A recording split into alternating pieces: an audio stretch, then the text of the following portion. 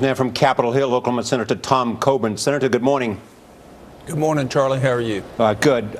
You've talked about disaster relief a number of times, but now it affects your home state. What's necessary for the federal government to do?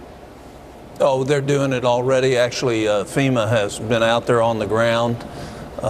Craig Fugate was out there yesterday. I met with him, and everything's in action.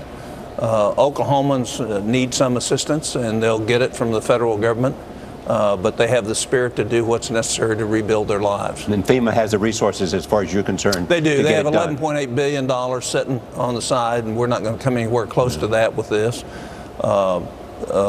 Effectively, Oklahomans like to care for their own, and we'll take the help that's appropriate. But most of these the loss of life is the biggest concern for us in the morning that'll happen. Oklahomans are so hardy. We'll build back, and we'll come back from this. And we'll do it in a way that makes us stronger and better. There's a point that you have raised about disaster relief in the past, and now it affects your home state. You continue to insist, even though it's Oklahoma, that there should be, for the money spent in Oklahoma, the federal money, an offset in the federal budget, correct? No, well, I think any time we do an emergency supplemental bill, I believe we ought to pay for it.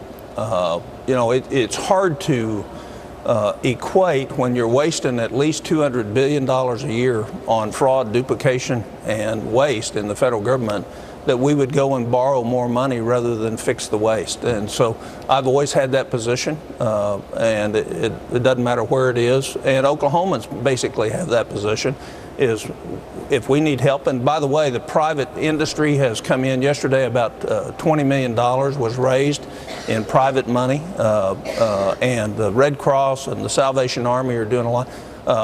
We'll take the help as taxpayers to the federal government, but we also want it done prudently and wisely. Yeah, Senator, you voted against relief plans for Hurricane Sandy, and it sounds like you would do the same if it was raised in Oklahoma. Do you worry about alienating your constituents? No.